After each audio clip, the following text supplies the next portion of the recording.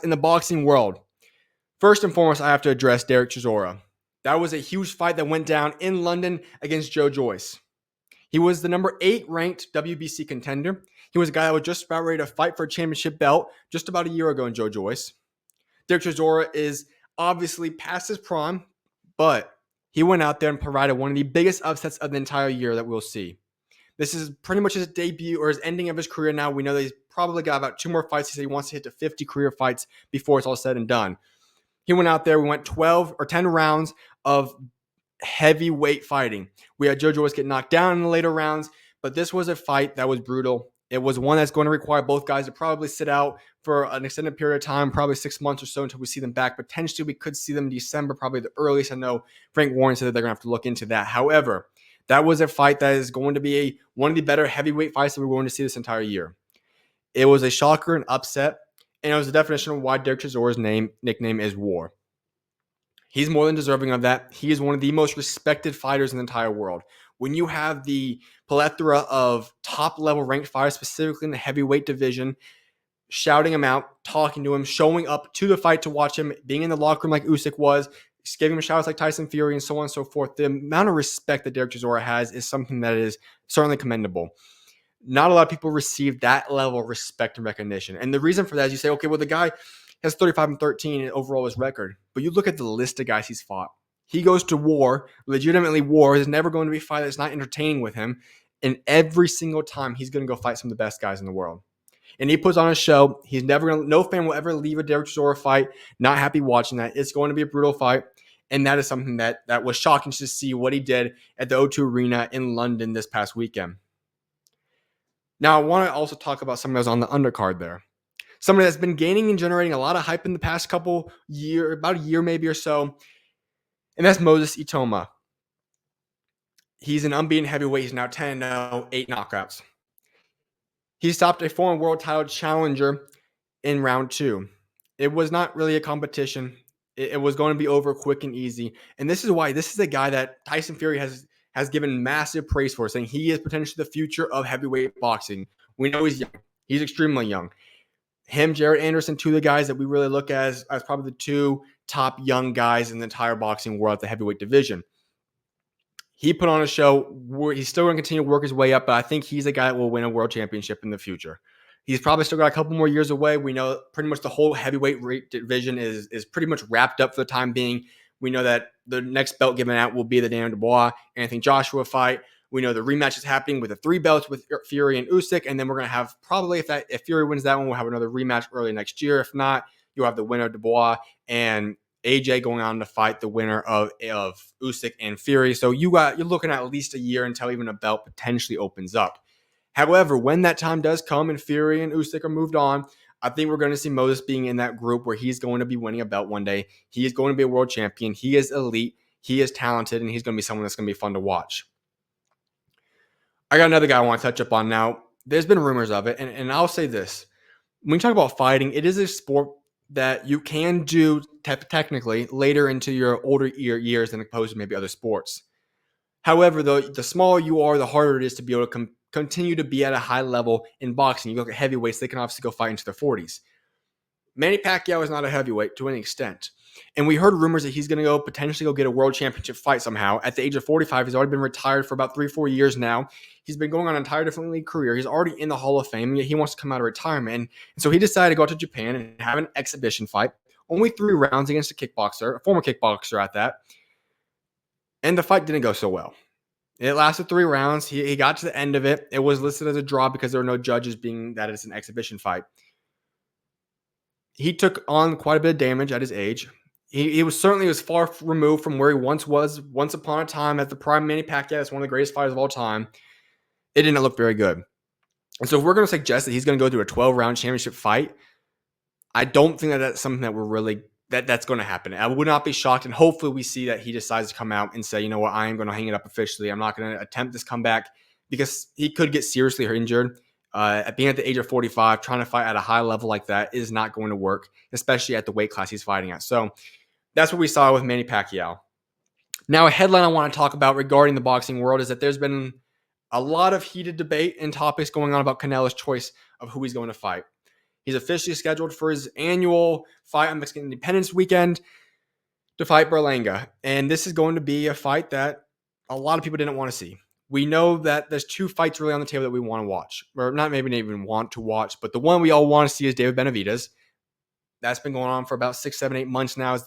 He is the contender. He's the challenger. He's the one that he's pretty much mandated to fight eventually. And that has been obviously not going to happen now. And then there's been rumors with Saudi getting involved. Can we possibly get a Terrence Crawford versus Canelo fight? That's something that, being that it's multiple weight classes above him, it probably doesn't make much sense. I understand the hesitancy there. However, that is a fight that's more appealing than what we're going to now witness and see. And on top of that, now we have UFC at the Sphere going on the exact same night in the same exact city in Las Vegas. It's just not going to make a lot of sense. However, Canelo is Canelo. He's going to get his fans regardless, and it would be a box office appearance. And yet, this isn't quite the fight that we wanted. And I don't want to have anything against Berlanga because he is a guy that is up and coming. He's rising, and he certainly is a challenger. He's a guy that could potentially win a belt in the future. But I feel like there's a couple steps that might have been skipped here. He had a couple of opportunities to fight other guys that would have made more sense in having it be a more normal rise to where he's supposed to be at one point. Jumping all the way up to Canelo, it's a big money fight. It's a big fight. I think Canelo will win this fight. However, the fact that Canelo chose this is quite shocking. There's 2 sides of this debate, though. One side says, well, Canelo's achieved so much, he's accomplished so much, he can do whatever he wants. And I 100% agree with that side. The other side says, well, Canelo's still the best or one of the best pound-for-pound fighters in the world. He still is a now 3-belt champion. Obviously, he had to forfeit one of the belts this past weekend. But that's where I come to this conclusion. Now, ultimately, we're going to have to decide what exactly is Canelo wanting to do at this point in time. Is Canelo going to be a guy that wants to go out and say, I am still one of, if not the best, I want to prove my worth, and I want to prove that I am the best, and maybe his mind, fighter in the entire world? And if that is the case, then you got to go fight the top level guys, whether that be Benavidez, whether that be maybe even saying Crawford, although that, like I said, that is definitely skeptical. I understand that one. However, you got to go still continue to fight and fight at that level. If you are kind of satisfied with your career now, we already know your first ballot Hall of Famer. We already know your legacy cement as one of the greats, one of a kind, one of this generation's greats, most definitely. If we're going to just sit down and say, all right, let's just wrap up these final years of whatever your career is going to look like, fighting guys that are good, but maybe not the top guys challenging for belts time and time again, then we have to get to a standpoint of saying, well, guess what? That's just who he is right now. He's on the later stages of his career. There's nothing wrong with that. I 100% support that. He should be able to do whatever the heck Canelo wants to do. He's a legend. He can choose how he wants to go out, what he wants to do, who he wants to fight. He is still the face of boxing. He still is the biggest platform. He still is the biggest brand. He still is the biggest draw and attraction in all of boxing. There's no debating or disputing that. The question is, how does he want to go out and what does he want to be perceived as today? Because if he still wants to be perceived as that guy, then he's going to have to fight those top guys. If he's going to fight these guys that are clearly 1 or 2 levels below him, then it's going to be hard to continue to judge him and view him in the light of being a top level contender. There's just no other way about that. You can't go fight against guys that just aren't on your level right now and still be proclaimed as being the best guy in your sport, in this case, obviously in boxing. It's a very hard dispute to try doing and trying to look after that. And so we're going to have to make a decision here now, and we'll have to see what happens. This fight schedule is going down. Whatever happens that night. But what I'm looking forward to seeing then is what is his next move then? What is his next fight? Is he going to, at that point, decide, okay, I'm going to start just continuing to just kind of end out this career, getting some more wins on my resume? Or am I going to make that jump and officially proclaim myself as I'm still that guy? I'm still trying to be the top pound-for-pound fighter in the entire world. So we'll have to see what ends up unfolding there, but that is where I stand on that debate. UFC 304 went down this weekend. It was not the most entertaining UFC event in the entire world. Dana White made that also kind of clear overall. It was chaotic. It was strange. There's a lot of weird things that happened throughout the night. Literally the middle of the night or early morning, however you want to perceive it if you were out there in Manchester. And the 3 biggest takeaways fights I guess I'll go into will be the final 3 fights of the night. A lot of the other stuff, we had 7 straight decisions that had to go down. We had whatever the heck happened in the one fight. That's we're just gonna. I'm not going to discuss that whole situation. That was just a strange thing. I think one of the strangest situations we saw in the UFC, in the prelims, and so that happened there. But we're gonna talk about the top 3. We're gonna start off at number 3. Paddy Pimblett. What a fight that was. He goes out, defeats Kevin Green by submission, triangle choke at 3:22 in round 1. that was an impressive move, and he cemented himself now as one of the top guys. We're going to know he's going to be in the top 15 rankings. He is now proven that he's going to be a star in the making. He is one of the bright future stars in the UFC. He's been having a ton of hype about him. We know he's got one of the best walkouts. We know he's got one heck of a personality. He's got all the makings to be a star. It's just having to get it all come together now, and we're starting to see that now. It's been a few dominant performances now that we've gotten a witness from him, and in this situation, defeats Kevin Green, who's not an easy guy to go down that quickly, that easily. Submits him in a quite brutal way, if we're going to be quite frankly honest. And so that goes down. He clearly submits himself as that guy. He's going to be able to work up the rankings, and we'll see. Obviously, still a couple years out, whatnot, but he has a chance to make it very high up those rankings and potentially challenge for a belt one day in the future. But he's officially submitted himself. He is no fraud. He is a legitimate star in the making. The co-main event, Tom Aspinall, he defeated Curtis Blaydes by TKO in 1 minute. That was a quick fight, a dominant fight. And then we find out post-fight that he pretty much was up for 22 hours prior to that because he couldn't even take a nap because he was just thinking through everything that could go down that night. I don't think many people really didn't expect Tom Aspinall to win that fight. Curtis is a great fighter. He is an elite fighter. He's a very good guy. It's just that Tom Aspinall is really officially that guy. He is the top guy in that division. And when Jon Jones gets back and he's officially healthy and the interim belt is removed from Tom Aspinall, that's the main fight we have to see happen. I know Stipe is the fight that's going to happen, most likely at Madison Square Garden in a couple months in November.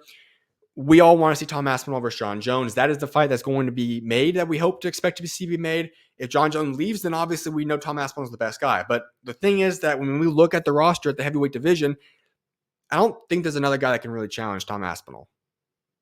This guy is legit. He could easily go on and if he gets the belt officially, defend that belt for a very, very long time. And I don't know who's going to defeat him. The only guy that we can rumor and see what could happen, and I really don't know if it's seen the defeat he just gave to Curtis this past weekend, if it's even likely it could even happen, is obviously Alex Pereira going up and having to fight him. That would be a weight jump for Alex, and I'm not sure, because I do not know how that fight would go down. However, seeing Tom Aspinall, I'd have to go with Tom at this point in time. However, that's way too early. I haven't completely scouted and reviewed and thought through it all, but that is the fight we're going to have to see. And I think everybody wants Tom Aspinall versus Jon Jones. It makes too much sense. It's a perfect fight. It's going to be a huge pay-per-view draw if that occurs. And that's the fight I think everybody wants to go and witness and take in. So Tom Aspinall made his statement. We know he's one of the greats in the UFC right now. He is the best active UFC fighter right now. We got to see the fight with Jon Jones. But right now, Tom Aspinall is on top. He is dominant, and I don't think anybody wants to face him. Then we go to the main event. Belal Muhammad, he defeated Leon Edwards by unanimous decision. It wasn't the most entertaining fight. The truth is that we're talking about the UFC, and it combines all martial arts into it.